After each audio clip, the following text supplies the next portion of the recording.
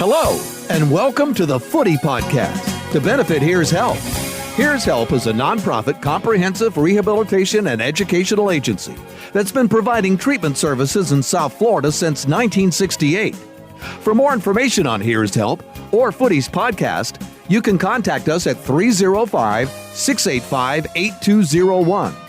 If you need help or know someone who has a substance abuse or alcohol problem, you can call our admissions office at 305-685-8201, extension 224. If you'd like to make a cash donation to Here's Help and join the fight against drug abuse, call Footy at 305-685-8201, extension 227. Now, here's Footy. Welcome to the Footy Show, and which is a podcast, as you will learn as we go on.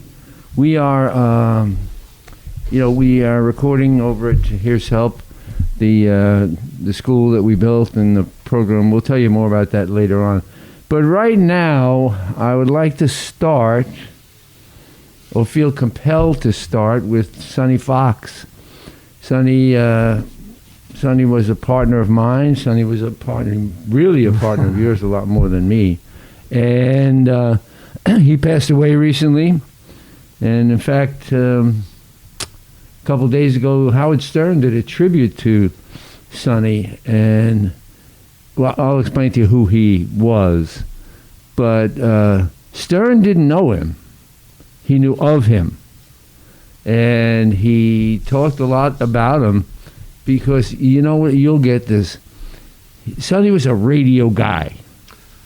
You know, he was a pioneer in, so many areas, and he was so ahead of the curve with his mentality. He was such a real unique individual, to say the least. Well, but yeah, he was amazingly on top of what was about to come. Some of the interviews I've heard him do, where they talk about artists that no one's ever heard of before, and they wind up being huge stars. So he had a real way of looking at life that was so out of the box before people even knew what out of the box meant. But he definitely was a radio guy at heart. Yeah, and that's what Stern related to, because Stern, when everything's said and done, he's a radio guy. Right. And he knew of Sonny, and he was admiring Sonny's career because in his mind, Sonny didn't get fired a lot. And he got fired all the time. He worked in all these, Stern worked in all these backwater radio stations, like in, in upstate New York, and places that New Rochelle had a radio station, I believe he worked at, but it was interesting because he was paying tribute to Sonny, because Sonny was a radio guy, and he is a radio guy. Yeah, there's no question about that. And it was really kind of very, and he never met him, didn't know him. Wow. Just knew of him. He also he knew that Sonny worked in Philadelphia, if you remember that. Sonny worked in Philly. He did the morning show, from his house. It was funny. That was at the Fox and Leonard show. Yeah, that's in Philadelphia with Bob Leonard, and I was thinking about that same thing this morning. At the time, it was unheard of. What he's doing his radio show from his living room. And here we are in bedroom, and here we are basement. In present day, and tons of people are doing television shows from their basement. So he was always, like I say, ahead of what was about to come. It was so unbelievable. Oh, I can't believe. He used to tell me that he would get up and take a shower, put on his bathrobe, put a fire in the fireplace in his like penthouse condo, and sit on the couch with a cup of coffee and do his portion of the radio show. Well, Bob Leonard had to drive through the snow, That's Sonny. Right. Yeah, but that was Sonny. But it was just funny that you brought it up. That in those days it was unheard of. I can't believe. You're listening to the Footy Podcast, and we are going to be bringing you shows every week in the future. We're just getting the technology straightened down. But we're we're committing a lot of time this show to pay homage to Sonny Fox, who Ron Hershey and I both worked with, and we'll get into that in a little while. But he showed me when he was doing the morning show from his whatever house, apartment, basement, whatever it was in Philadelphia. He showed me pictures, and he used to wear like a Civil War uniform. And I was like, what is this? I guess it was some kind of what do you call it? Sergeant Pepper kind of look. Oh, okay. Yeah. All right. Well, it was. We were hippies. Yeah. So. Yeah, but let's so Sonny now. What happened in Philadelphia? I don't really. I know that he had not only was he doing his radio show. I think at the same time, one of the reasons he was doing his morning show from his house was because he would leave his house and go to New York and program WKTU. I think part of his responsibility at that time was to also program WKTU. So he was a program director? Yeah. Well, listen, before I ever even met him in Miami... We're talking about Sonny Fox. He had already worked at Chum in the legendary station in Canada, in Toronto. He had already worked at KCBQ, the powerhouse in San Diego. He'd already worked at KHJ, the boss station in L.A., and he'd also already sort of given birth with Lee Abrams to what we now know as album rock at WJNO in New Orleans. There's a theory that he was the inspiration for the Johnny Fever character in the TV show WKRP in Cincinnati. It's like 7 degrees of Sonny Fox. It is, and a lot of the stuff I'd forgotten about over the years, but it is amazing to me the amount of material that's showing up on the internet. Oh, yeah. I've actually listened to Sonny as a teenager at his first station at WGRD in Grand Rapids, Michigan online. I've heard stuff. Well, let's go back there for a minute. That's where he's from, Upper Michigan. I'm pretty sure he told me he was born in Sparta, Michigan. Yeah. Or outside. I remember him telling me that his father worked in a folding chair factory. Probably. And I said to myself, how do you... Now, there's a skill. Yeah, right. Or like a seat factory for the car business or something like that. Yeah. And I think his dad raced cars or something. But that was kind of one of the common bonds that Sonny and I had, was we were both hicks. We were both hillbillies. That's true. And so that we kind of linked up right away because we were a kindred spirits, He definitely was a hick. And we were both dorks, So. Yeah, well, you were more of a southern dork. He was a hick. Well, still, yeah. And he like... I couldn't help but make fun of him all the time. Well, you were a New Yorker, so, there was obviously... He showed me a picture of his son once. Oh, my God, it was like mini-me. And Jim, I named him Clem because he looked like... Where did you get those like army surplus shoes that you wear? And it was really... But you're right, yeah. To me, to look at him and to listen to him was like, you got to be kidding me. Right. And but we'll go on with that in a little while because we spent a lot of years together.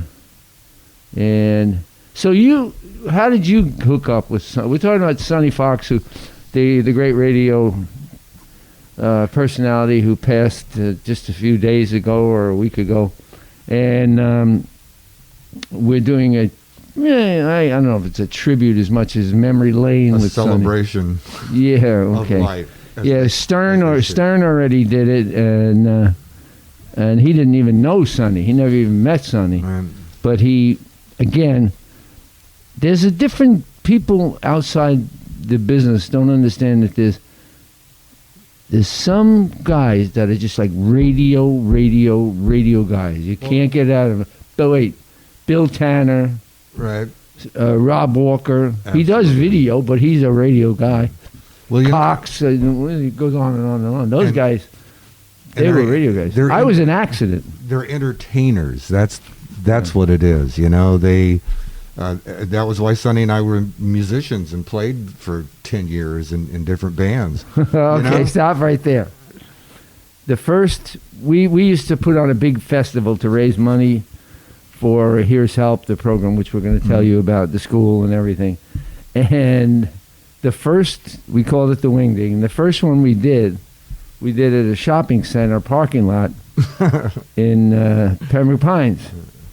And our number one act, well, actually probably our number two act, because Chuck Curcio, the tire guy, the Tire King. Yeah, but he used to do hip hop raps. He was there, and Sonny and you. I wasn't part of that yet. Oh, you weren't? No, I didn't come till later. That was Sonny Fox and the Transmitters. Well, he did what he always does. He always did. He immediately started complaining about the equipment. We did a comedy club one time, and he stood there for half an hour banging the microphone, saying it was all wrong. And I'm going like, there's 12 people here, okay? So anyway, he had his, I called it the feedback-o-matics, because all it was I said, can you play a song? Huh? Oh, man. So we got through it finally. It got better. So the great Sonny Fox has moved on to that radio station in the sky. Yeah. So you were asking me how we met. I had my entire radio career up until... You listened to Ron Hersey. I'm Footy. This is the Footy iPod. The Footy, the Footy podcast. And we're going to be doing it once a week from here to eternity. And we produce it ourselves, and we post it up, and we'll keep you posted of where you can see it and where you can participate in it as we go along, as we get more sophisticated, really. Yeah, and we're working on it. Yeah, I'm definitely working on it. Well, it's been a lot of fun, and we want it to be also entertaining. Anyway, I had spent most of my 8 radio years in Fort Pierce and Vero Beach, the radio hotspot of... Well, that was where I'd grown up. So. Do they have girls with teeth up there? Well, anyway. Through an odd circumstance, I wound up getting a job in Davie at WSHE's AM country station that had just flipped. That was a country station? I thought it was a rocker. WSRF, the AM, had flipped to country, but she was the rock station. She's only rock and roll. Exactly. So my first day in the building... within a half an hour of being there, I ran into Sonny, who was doing mornings with Skip Herman. It was Fox and Herman. Oh, Fox and at Herman. WSHE. What happened to him? And he's over on the West Coast. Herman? He's doing some voiceover work and various other projects. Sonny, when we went and met with him, had a little reunion. He said he was the voice for the Sirius XM Rock Network. Sonny? Yeah. Yeah, and also the comedy channels as well. Oh, yeah. He eventually, the last project he worked on, he was back again with Lee Abrams at XM Sirius until that thing merged. But typical Sonny story, this is great. Sonny always had this desire to have like an RV and just travel the country. Go around the country. At first he told me he wanted to live in the Keys. Right. Then he said he's going to tour the country. So over and over and over again. So eventually he wound up doing his morning show for the comedy channels from his townhouse in like Pensacola on the Gulf. Right? We're talking about the great Sonny Fox, a DJ that he passed just a few days ago or a week ago, and we're trying to pay tribute to him because Ron Hersey and I, we had worked with Sonny for many years, and we knew him, and we had some great times together, and we just felt it was appropriate. Yeah, well, plus Stern had a tribute to him, and he didn't even know him. Right, of all the nerve. Yeah. I thought it was good. I was kind of. No, I'm just kidding. So where was I with this story? You go around the country part.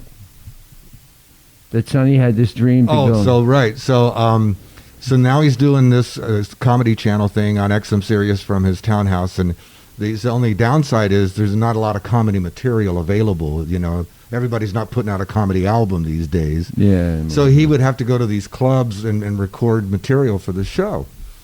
So he went to Mel Karmazin and he convinced him to take a motorhome and convert it. Karmazin, I'm sorry. Convinced him to convert a motorhome into a mobile studio, so Sonny could go around the country and interview these guys in his motorhome. And so then Sonny goes, and then I said to myself, wait a minute, what the hell did I do? Now I can never get away from work. I'm never on vacation now. Even if I'm away from home, I'm still having to work.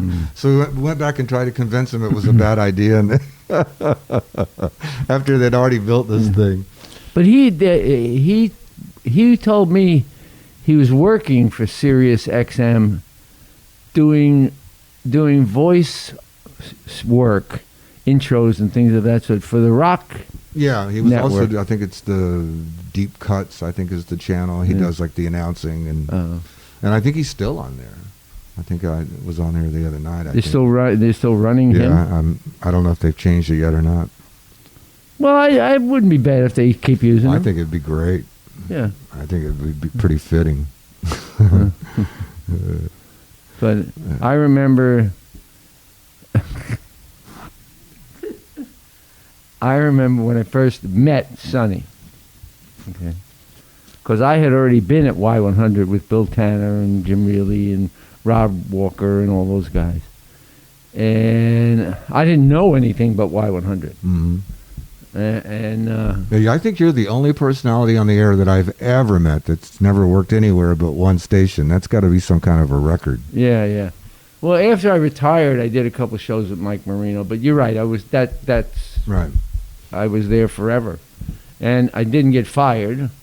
I left on my own terms. I got a Rolex from Dan Marino, which was a pretty good score. and then Score. you know, I walked off into the sunset. Yeah. But you had this thing going on, which is so important. Yeah. You know. He's referring to the Here's Help program, which we're going to give you more about that as we go along. But anyway, Rob Walker was our program director because Bill Tanner had left for Washington Wash with Jim Reilly. Well, Jim hadn't left yet. Jim was still there when we first got there, yeah. But he did. He left pretty... Yeah, it wasn't long. Yeah, it wasn't long. But they wanted me to go with him. Bill Tanner was driving me crazy. And I said, I'm not going north of the Mason-Dixon line ever again, okay? I've seen enough of New York. I don't need any more of it. So anyway, they left. I stayed. And Rob Walker tells me to meet him for lunch at Runway 84, Anthony's. How ironic is that? And I come in, and I'm, me, and ready to sit down. And Sonny comes bursting in, immediately orders a couple of, tequilas, and doesn't listen to anything anybody else had to say, including Rob, and it's just the world according to Sonny, and here he comes. You better batten down the hatches. I remember those conversations very well. Yeah. So I really didn't understand who he was. I didn't understand what.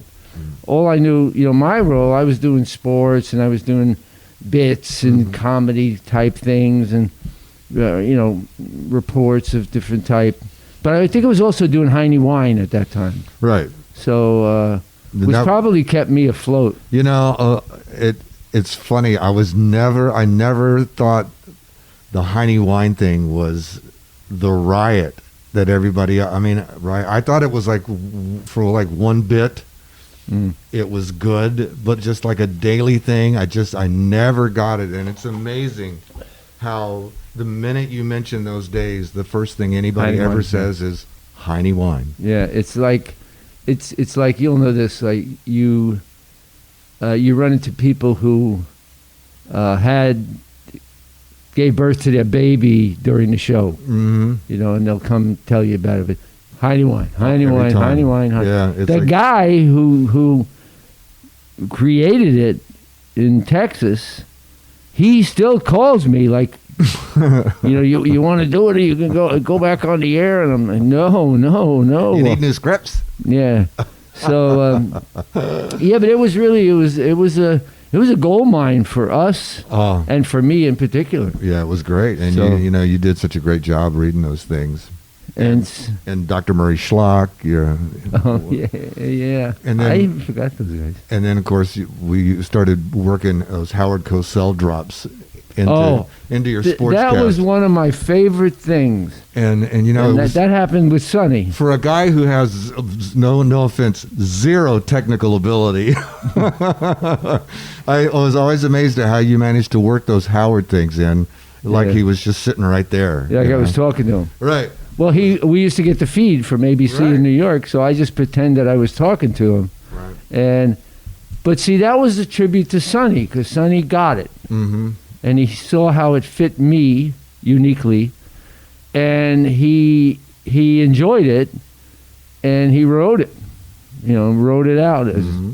And we're talking about Sonny Fox, the great radio personality that passed a few days ago, or depending on when you listen to this podcast. But we're doing sort of a memory lane, I guess would be the whole thing, and because Sonny was a very, very talented and unique character. Yeah, and I had forgotten over the years just what a big deal he was to people. I couldn't believe Stern. He didn't even know him, and he did a tribute to him. The stuff that people are sharing on the internet, stuff I've never seen before.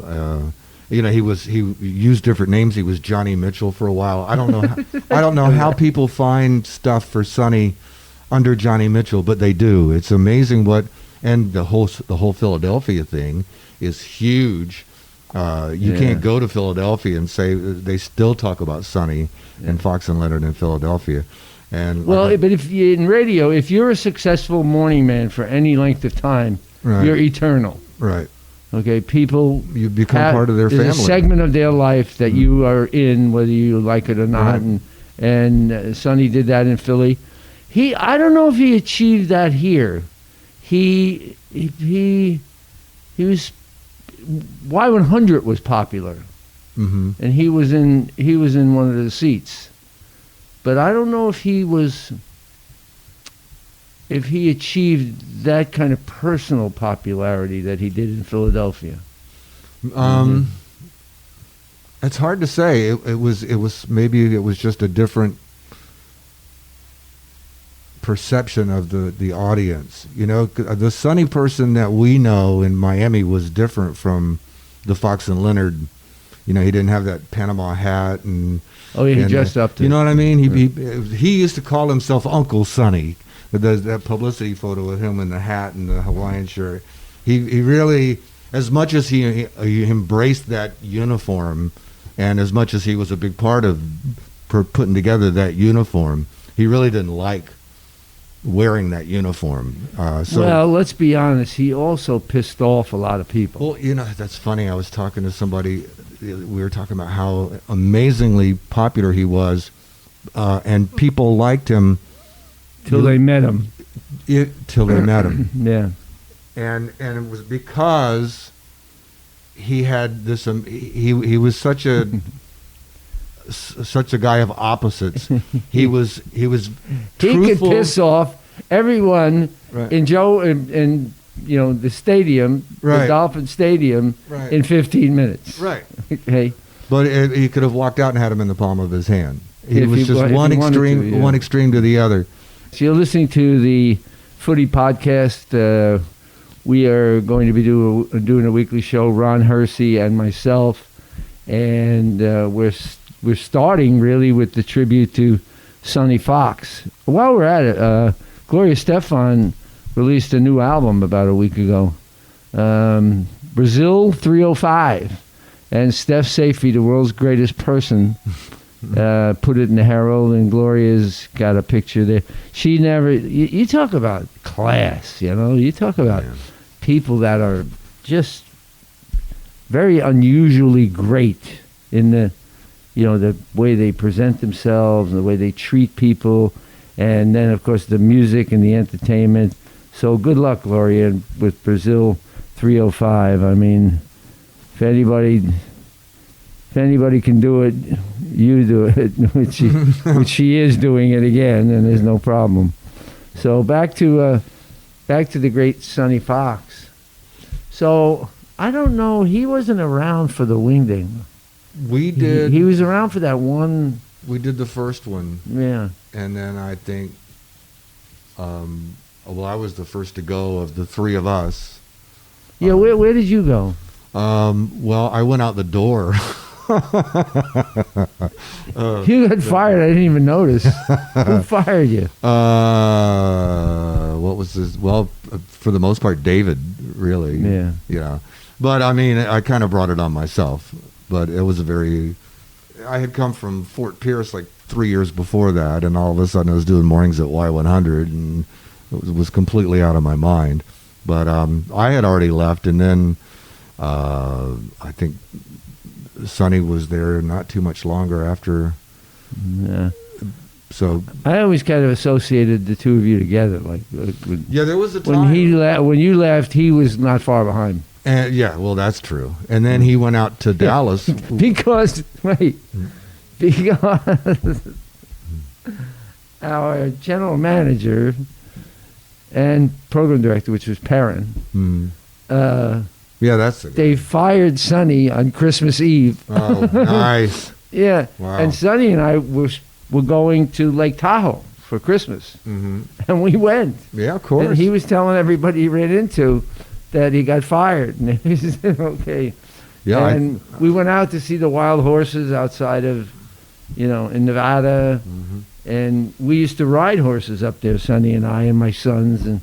And we always did have a great time. However, one time we were at Lake Tahoe, and he's watching TV, and the weatherman comes on, and he says, there's going to be a snowstorm. Pack the bags! Let's get out of here! And he said, he did.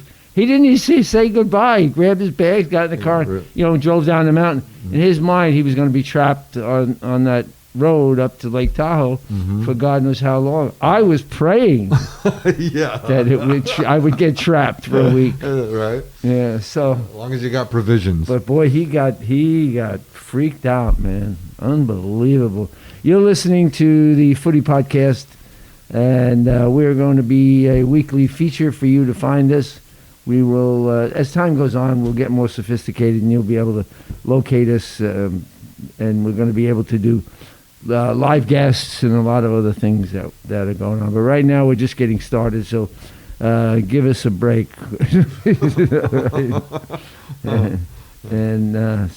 So anyway, the great Sonny Fox.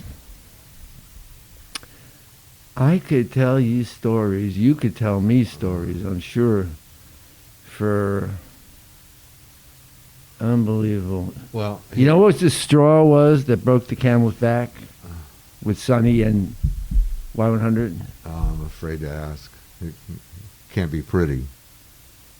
It was. Wasn't the rodeo, was it? Yeah. Oh, let's not talk about the rodeo. I wasn't even there. I don't want to. Well, Captain Y was there. Yeah.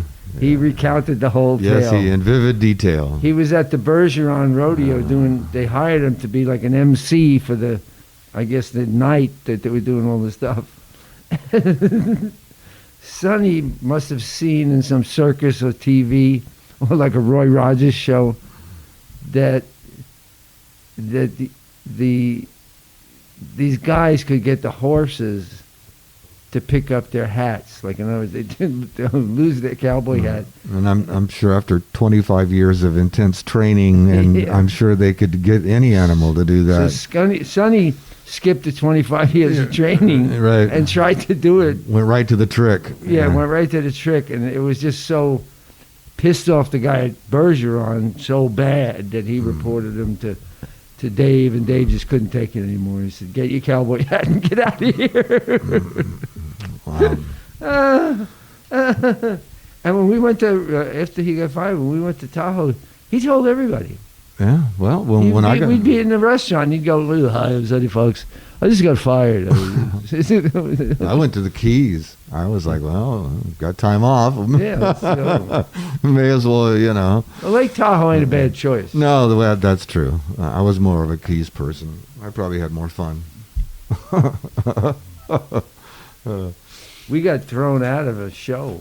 We got thrown out of Captain Tony's in Key West. You know, I knew Tony very well. You know how hard it is to get thrown out of Captain Tony's.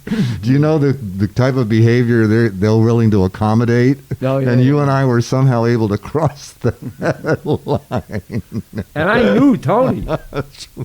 It was like I knew him for years and years and years. My brother lived there, so I was always going down there. That's all you need to know. So thrown out of Captain Tony's.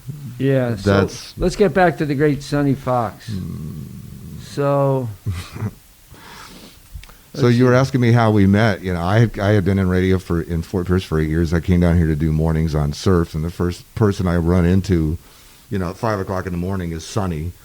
It was and it was in November, I think, of 1980, and we were joking back and forth, getting coffee, and by the end of that week, we were doing bits and voices. Yeah, you and stuff two were like a team. Immediately, it was like you could hear the little tumblers falling in place, and we had a great time working at She. And when Tanner left, Sonny told me that Tanner called him and said, "I'm leaving.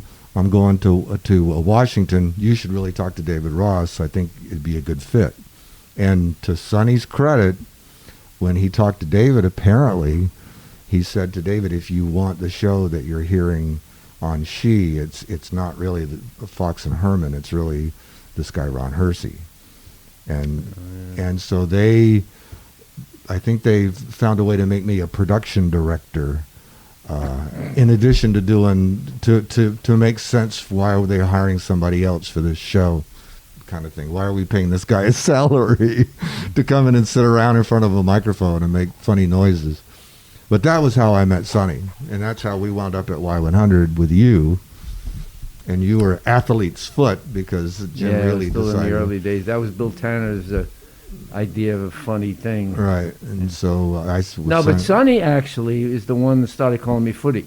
Well, I said to Sonny, because they had given us tapes of the Tanner show, because we were on the air at the same time. We had no idea what you guys are doing. So I remember Robert gave us a bunch of tapes, and Sonny and I split them up, and we listened to them one night, and then we got together the next day, and I think I said to him, I said, there's just nothing more unappetizing to me in the morning with a Big Mac or my breakfast sandwich than foot fungus. And I said, is there some other thing we Bill can Tanner call? liked that because he had the fungus among us in the intro. It was irreverent. And Sonny said, well, how about Footy? And I'm like, well, ask him. So yeah, I didn't care. Yeah. Well, it's much better. I didn't care. I just went in, did my stuff, and got out. Got the check and took off. Brown-nosed Dave a little bit, and then I was home free. A little? Oh, God. Oh, man. Well, we had some good times. We did some crazy stuff, some odd, outrageous stunts. Were you there when we went with Ed Odell from CBS, and it was the tall ships, or one of those things where they bring all the ships into New York Harbor, and it's a big celebration. I don't think I made that one. There was a couple of times you and Sonny went up together. Yeah. And made side trips to Atlantic City that I wasn't. My trip to New York with Sonny was the one that wound up in Times Square, which is. Well, he didn't really understand New York. Yeah. And we went to there's these Irish taverns there. And there's a chain of them. I can't remember the name of them now. Anyway, so we went there to get something to eat in the tavern. And all of a sudden I hear the guy at the steam table screaming, "It happened! It finally happened!" And I'm going like, "What?" And he goes, "Somebody ordered corned beef on white with mayonnaise." And I said, "Oh my God, Sonny, you didn't." The farm boy. Yeah, it's called Clancy's. Right. Oh, I remember. And I said, Sonny, And they could not stop laughing at him and ridiculing him the whole time. That happened at Katz's Deli in New York too. He did the same thing. Oh yeah, he didn't know. He didn't understand food. Well, he didn't. He wanted what he wanted. We give him credit for one thing. He lived every day of his life the way he wanted to live that day. But we're talking about Sonny Fox, who recently passed away. We're doing sort of a tribute podcast. Ron Hersey, myself, Footy. We all worked with Sonny. Stern had a big thing about him a little while ago now, and but he confessed to me. I said to him, I think we were in Vegas at that Caesar's Palace dinner that Dave Ross took us to, which sucked because we had to sit there for 3 hours waiting for them to bring the bread, and the guys in these Roman gladiator things. I was like, come on, hurry it up. I want to get in the casino here. What do you think? I came here to watch a bunch of Roman gladiators? Swing my food around. Impersonators. So, anyway, Sonny, I said, why do you always order the same thing? He always ordered fettuccine Alfredo.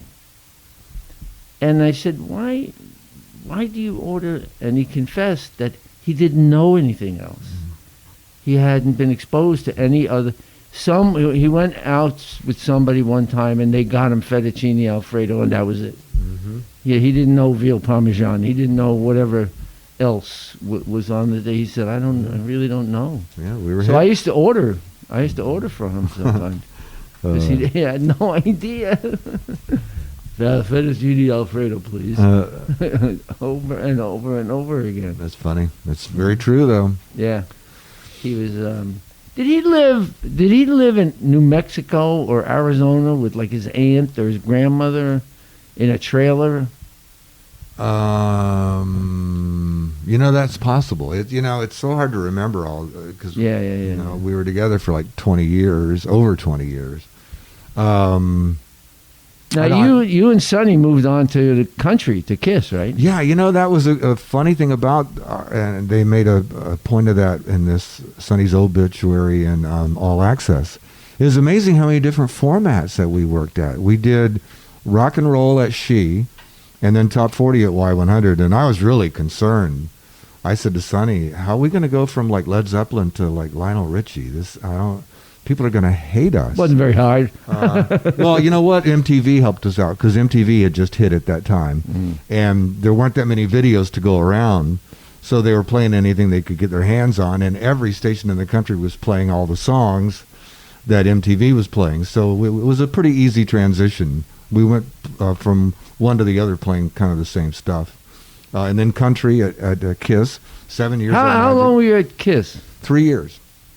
Really? 3 years at Kiss. We went from She to Y100, and then I got bounced and went to Virginia. By bounced, you mean fired? Fired, and I was out in Phoenix with Danny Bonaducci for 3 weeks in Phoenix. Oh, he was a jerk. That was a disaster. Thank God I had a contract.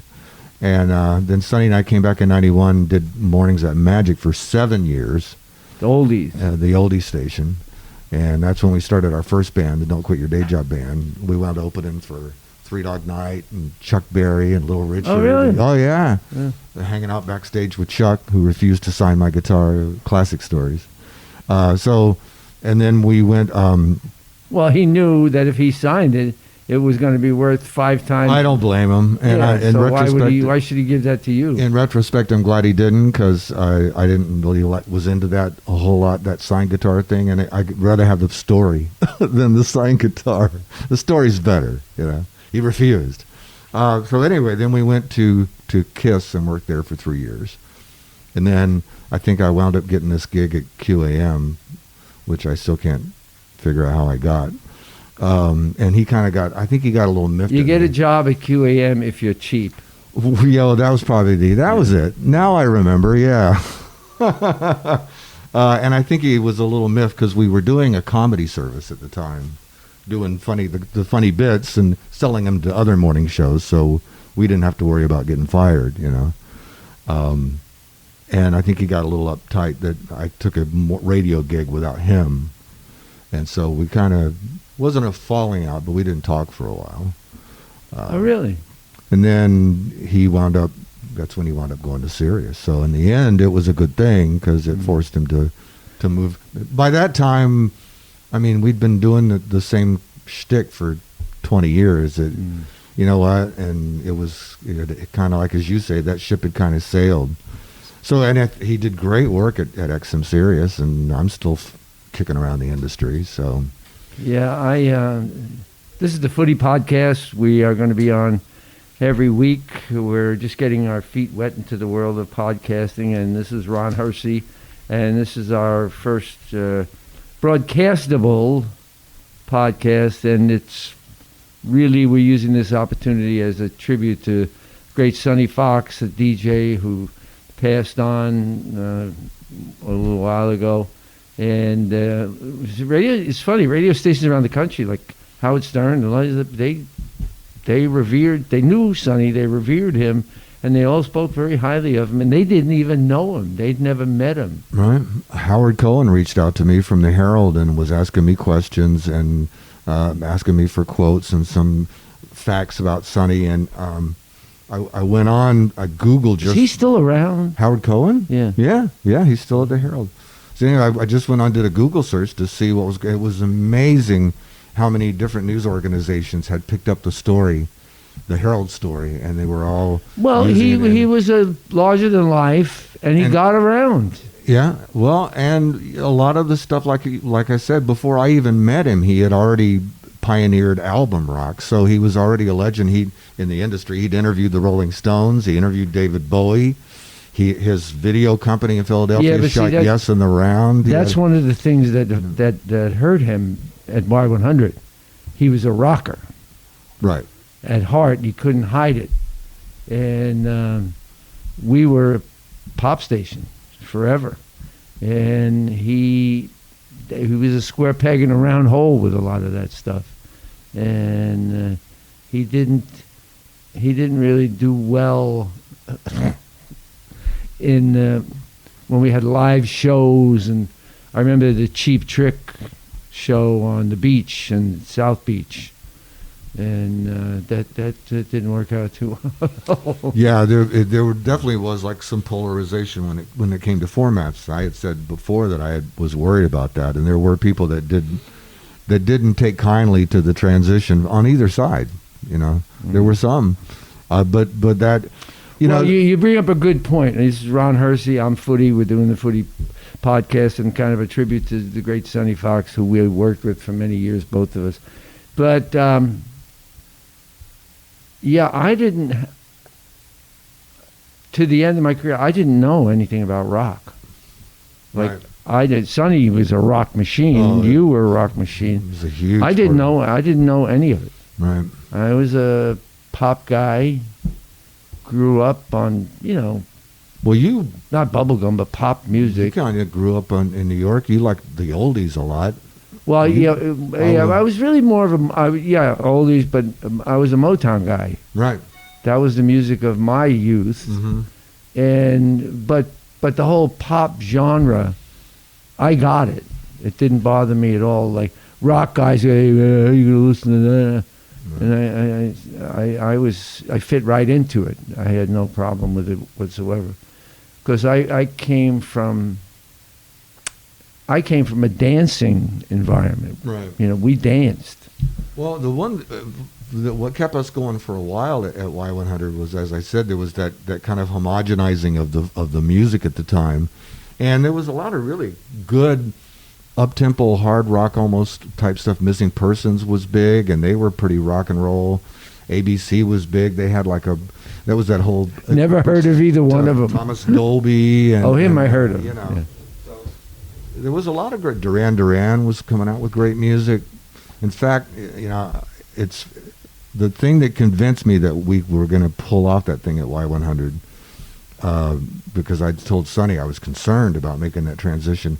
The night we signed the contracts with David, I was driving up US 1 at 17th Street Causeway, listening, the Cox on the radio. Oh, Cox, yeah. And he was in a commercial break. Another one, rest in peace. Right. He was in a commercial break, and I think he'd played, like Michael Jackson or something, but going into it, and I'm thinking, oh my God, how are we going to do this, And he came out of the commercial break with one of those 3-second Y100 shotgun jingle, Y100, right into Duran Duran, Hungry Like the Wolf, which we were playing the crap out of at She. And that was at that, then I said, you know what, this is going to work. We can do this. There's enough musical gray area between those two stations. We can do this now. I think if we had gone maybe 6 months later or 6 months earlier, I don't think it would have worked as well as it did. But eventually that musical definition started to get going from gray to very black and white again. And people he couldn't relate to the pop aspect of it. I had to give a Steven Tyler a gold record at one of the shows over at the arena. I never heard of the guy. Didn't know what he did. Right. I didn't know why he was I'm handing him this gold record. Right. He turned out to be really a nice guy, but he could have came in my house. I wouldn't have known who he was. Right. And the same thing happened with Bon Jovi. He went through a period where they separated, the band and him, and he was trying to solo. So he used to come around and do Unplugged and everything, and I got to know him, and I liked him, and I knew who he was. I finally figured out who he was. I didn't know who he was, because I was in that right. pop bubble, and it just keeps changing. Well, you know that's a great thing about pop, is your audience is renewable all the time. Right. You know, you get involved in oldies and rock, and your audience is dying off as you're going along. Yeah. Now with pop, because there's always the tweener girls, there's always the teenage girls, there's always their mothers, there's always, guys that like it but do it in secret, and and you know what else too? Miami, especially at that time, you talk about Gloria. Miami had its own vibe. Everybody else was copying Miami's music styles in those days, because Miami was where it was going on. Even KC before Gloria was huge, and then Gloria came along, and so and Tanner understood that vibe better than anybody, and that was the one thing that Sonny I could never latch onto, is that Miami vibe. We always kind of approached things we had an appreciation for the music, but we didn't have that affinity with it that you guys had, because it was part of Sonny at heart. And we're talking about Sonny Fox, who recently passed away. We're doing sort of a tribute show. This is Ron Hersey. I'm Footy. This is the Footy podcast. This is actually our first one that we went public with, I guess would be the way. Right. Anyway, in my defense, so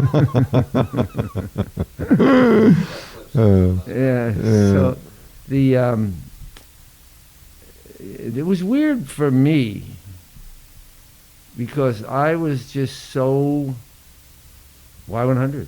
That was it. That's all I knew. We hated everyone else.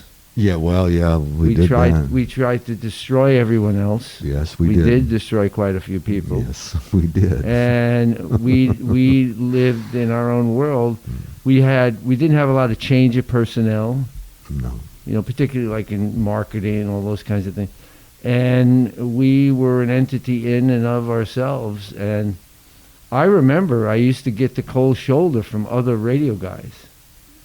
And once I asked a couple of questions, they would hate you because they lost jobs because of you. Yeah. Right. And I never even thought of it. I was just like, in my mind, I'm probably going to die at Y100. But, it's a whole different thing. Yeah. And Sonny, if he could have smoothed the road a little bit, he might still be there, but he couldn't help himself. Well, because I think I got derailed when I was talking earlier. I was trying to make that point about Sonny, was he was so incredibly honest about certain things, even if it put you off, and he could never remember anybody's name, ever. And he, instead of pretending. He refused to pretend like he knew you because in his mind that was dishonest. And in his own way, he Plus, you got to look down on people. He would say something like, "Do I know you?" And people that was one of his big phrases. Right. In his mind, do I know you? In his mind, he was being honest. He was like, "Do I know you? You know, I don't know. I don't remember you." But people would get so offended. Oh, don't you remember we met like 8 years ago? My wife was pregnant and her water broke. Remember? He could pretend just to make for people. But happy. He would not. And that did put a lot of people off. That's why we say until you met him. Yeah. Because sometimes sometimes honesty is not the best policy. Yeah. So we get hired. Sonny and I don't know if you were there. They were opening a sandwich shop. I think it might have been Subway. And they were opening up a whole bunch of them. And they hired Y100 to promote the grand openings. Send the van out, send this one out. And they were Saturday mornings and for like 2 months that we were going. So Sonny and I, it was on, I don't know what that road is in Fort Lauderdale, not Las Olas, the other one that goes to the beach. 17th Street? Yes, 17th Street, that's it. So we go there, Sonny and I, in the van with the van driver. And the promotion starts at noon, and what was going to happen was they were going to get, everyone who came going to get a free sandwich. Kind of simple. Mm. So we get there, like 1:45, and it was a family that bought the franchise, and it was a woman, I think they were New Yorkers. And Sonny and I are sitting there, waiting, because the giveaway starts at noon. So she comes over and says, why don't you guys do something? And I go, do what? Wait for the free sandwich part. And we had done a number of these, so we knew they were guaranteed successful. Right. And she goes, well, why don't you get a sign and walk up and down the street? So Sonny stands up and goes, Madam, we're not clowns. How classic Sonny was. Madam. That was one of his favorite, here comes trouble. Yeah, that was always a red flag. So 12 o'clock hits. There's a riot in the store because it's free food. Hundreds of people are lining up. They're fighting for places. Hell yeah. So she's behind the counter with the sandwich makers, and I leaned over, I said, you can't make the sandwiches fast enough, can you? And she's sweating and they're running out of bread. And rubber glove. And we were like, we just moved on. Oh, fun. But when you heard Sonny say, Madam, run, there was going to be trouble. Be very afraid. I got to keep my mask up. It's hard with the microphone. I was telling you, Fauci did a whole press conference with no mask. And I said to myself, I figured out what it was. He used the microphone. It muffles your... Well, it does, yeah. So I'm not... Forget about the health, safety and all that. That's great. But it's not good for microphone technique, I guess. Yeah, well, it's it makes you sound all muffled. I put mine on at work and forget I have it. I'll be recording something. I'll be like, this sounds like hell. And then, no wonder. Yeah. I'm wearing Licky Mickey. So what was your... Besides that, we went over to Leonard's house, right? Mm-hmm. Yeah. Besides that, what was your last memory of Sonny? Now, we're talking about the great Sonny Fox. He passed away recently. And this is sort of a tribute podcast that we're doing here. And I'm Footy. I'll be hosting this show along with Ron Hersey and our producer, Spencer, for as long as we can. As long as they'll let us. Yeah. As long as it's legal. So what was your... I didn't... Well, nobody knew that he was as sick as he was. He was sick for like a couple of years. And when we met him over at Leonard's house, he looked fine. And that was, about 2 years ago. Yeah. But he had called me about a year ago, and he was in great spirits. He was in a great mood, and he was asking me about did I have a bunch of old air checks. And I've got probably 3 boxes of stuff at home, of press clippings and publicity photos and cassette air checks and reel-to-reel air checks, and I mean literally pounds of band photos, a whole box of videos of just the Don't Quit Your Day Job band.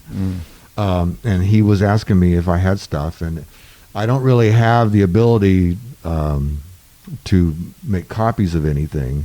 I just found out now that Bill Murphy can run off some cassettes. Is he still around? Yeah, Bill, God bless him. Bill came to my house. Thank God he came over Sunday and helped me stay sane. I got the news that Sonny passed away Friday afternoon, and the whole weekend I spent talking to Sonny's ex-wife, Sonny's current wife, the guy from Is that the what Herald. the woman that was over at Leonard's with us? That's Janet, Sonny's. Was she a wife? She was his wife, and she did mornings with us on KISS, and she was like a Joni Ciani entertainment reporter on the show. And then she did when he did the morning show on the Comedy Channel, she did that with him from their house in Pensacola. So they met. So where was he actually living? It was somewhere up around Dunellion in like in his RV. Dunedin? Yeah, no, not Dunedin, like Dunellion. I'm from Florida. It's I guess somewhere between Ocala and Pensacola, up where, kind of near the Gulf. It's very pretty up in Ocala. I think there's a campground there. He's in his RV. I almost got killed in Ocala. Yeah, well. So that was, but we had talked, and he was asking me if I had some stuff, and we started reminiscing about what was our favorite bit, because we wrote a lot of our material. We didn't always follow the script, but we would write stuff the day before the show. Yeah, besides Heine Wine, everything I did was me. Yeah, so we wrote a lot of stuff together, and there was some of the material that we wrote I thought was, although when I go back and listen to a lot of it, I thought it was very self-indulgent and not really as funny as I remember. But when we hit a home run, we really, and 9 times out of 10, we hit a home run. I mean, some of the way our stuff was written, I thought was brilliant. So we started laughing about some of our favorite writing pieces that we actually got on the air, and we had a lot of reoccurring bits. we used to use the same bits. Well, he did like the George Gump, and we had like a series of little skits that we used at every station. One of my favorites was Casket King, the drive-through funeral home, which we would probably be doing now because of social distancing. But it was where they ask you the name of the person and some background information, and then they go back and recite this eulogy with your voice plugged into the answers that you've given them. That was always one of my all-time favorites. So that was the last time we talked. I said, let me go look for some cassettes, and I'll try to find a machine somewhere that handles analog material. And then I just never got around to it. How old was Sonny? I'm Footy, and this is the Footy podcast. We're devoting this show mostly to Sonny Fox, who passed away recently, the great DJ and morning man, and both Ron and I worked with Sonny for quite a while, and it's a lot of memories and memorable events. And but one of the things I had a problem with Sonny professionally was he kept repeating himself. It's like, come up with something new, you know? And I think he got trapped in a certain era where he was successful, and he just leaned on that forever. Well, a lot of our influences... Not that I'm knocking the dead here. Right. And listen, we had a hell of a ride, 20 years at all the different formats that we were in. It's pretty amazing. But a lot of our common... I was 34 years in the one station. Right.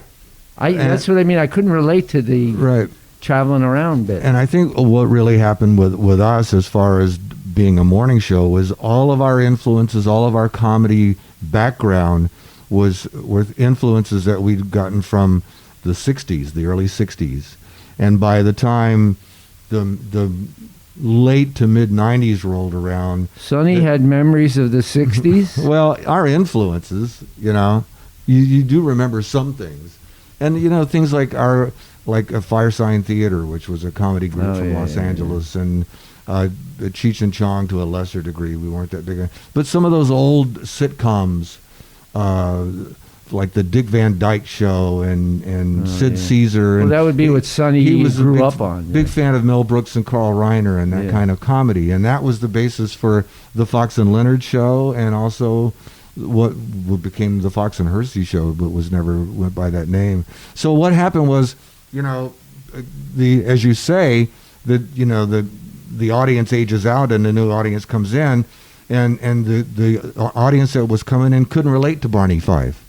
They didn't know from Mayberry or Wolfman Jack or Richard Nixon. Yeah, I mean, I saw that. So I felt that when. And so we never quite made that, and I didn't want to. I've told you before, one of the great things I love about not having to do a morning show is not having to watch Big Brother, not having to watch Dancing with the Stars. I wanted to kill myself. Yeah, I mean, I just have no interest in that whatsoever. I'd rather watch a science fiction movie from the 1950s if I have, or a rock and roll documentary. Yeah, but in reality, you have to move forward. You do. You have to, and thank God I have kids that keep me current on a lot of things.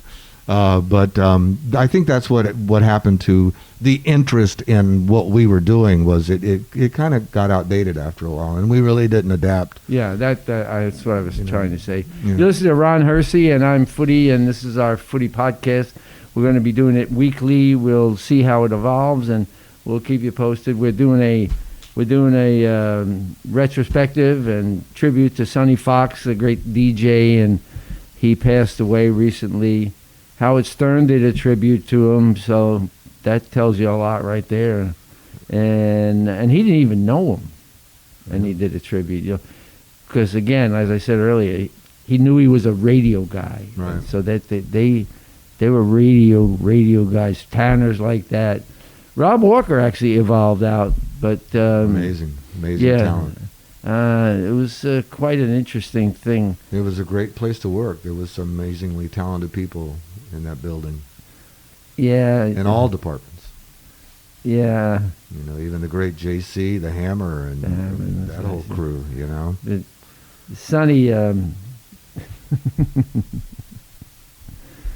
he could really irritate you, or he could make you die laughing. He was a man of extremes. He could be incredibly selfish, and then at the drop of a hat, he could be just shockingly over-the-top generous. I mean, sometimes at gift time, he would come to my house with the most incredibly overindulgent gifts, and I would just be like, what is this about? It's the latest thing, So, and he was generous in a lot of ways that a lot of people don't know. He would be embarrassed if people knew I was telling the stories. There was a woman whose daughter was in a coma for 50 years, I think, and Sonny wrote her a check, I think every month to help defray the cost of her taking care of this comatose daughter. And we used to go down there a couple of times a year and visit with them. He would stop into their house and bring gifts and leave money, and he was generous to a lot of other people. I couldn't believe somebody posted that he offered them money to help them invest and get their business started. Some amazing things like that people don't know he did. There was a guy that we used to know at She at the time was behind a trailer park and in front of a cow pasture in Davie. And every time it would rain, this guy from the trailer park would come to the back door with garbage bags and ask if it was okay if he went out to our pasture and picked mushrooms. So he would go out and get the magic mushrooms. And Sonny got friendly with the guy, and the guy, of course, wound up getting busted and going to Rayford.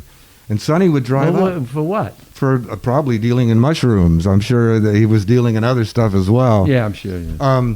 So he got busted, went to Rayford. Sonny would drive up there. He would go up there on the weekends and go up to Rayford and go into the prison and see the guy and bring him cigarettes. And so, it was the Sonny that nobody knew, and he never told a soul.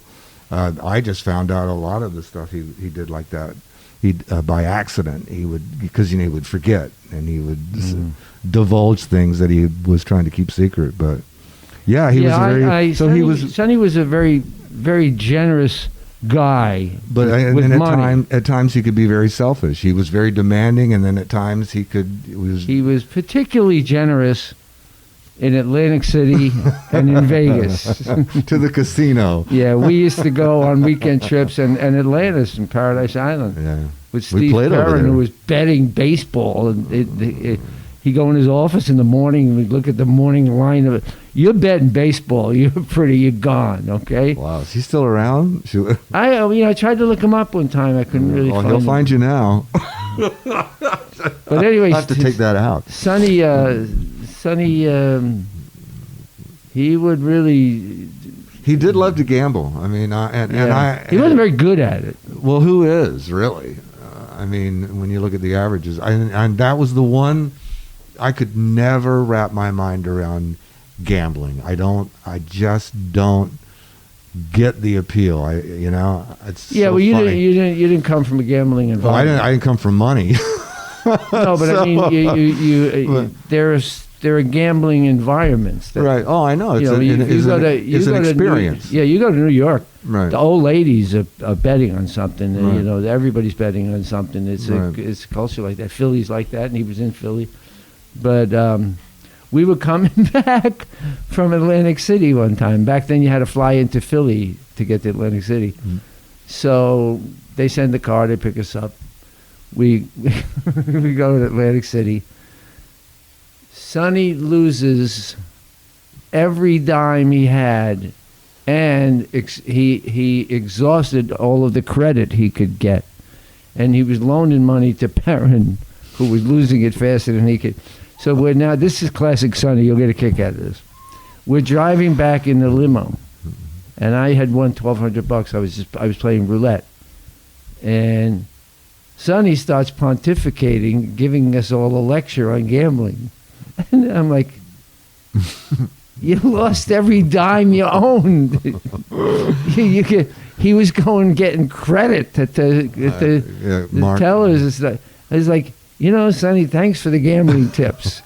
It would be like somebody sitting in the limo with their pockets inside out, telling you how to do it. And talking to a guy who's counting his money. Yeah. We were, but we couldn't stop laughing. Even Perrin was dying. It was like, Sonny. But that was Sonny. He could pontificate about anything. And it was one extreme to the other. Yeah. Always one extreme to the other. Well, I think we're about ready to wrap this thing up. This is the Footy podcast that's going to be on here. And we'll get a regular slot, and but we're going to be on once a week, and we're going to cover a lot of the things that we do at Here's Help, the substance abuse program that we built and school that we built. And we're also going to be talking to Frank Fiore from Hialeah Park, because we're embarking on a number of different projects with him, not the least of which is a Julio Iglesias Jr. and us putting together some products. It's a line of cheeses and, of course, the Footy sauces that we'll be making available to everybody. So thanks for listening. We'll be here, I guess, the same time next week, whatever time we come up with. 24 hours a day, 7 days a week on YouTube. I'm Footy. That's Ron Hersey, and there is Spencer. And we appreciate you joining us, and I hope we are able to, bring a little something special from Sonny Fox, who just recently passed along. We had all worked together for many years, so this was kind of a tribute show. So we'll see you on our next podcast, which will be coming up in a week. Thank you for listening to the Footy Podcast. To benefit, Here's Help.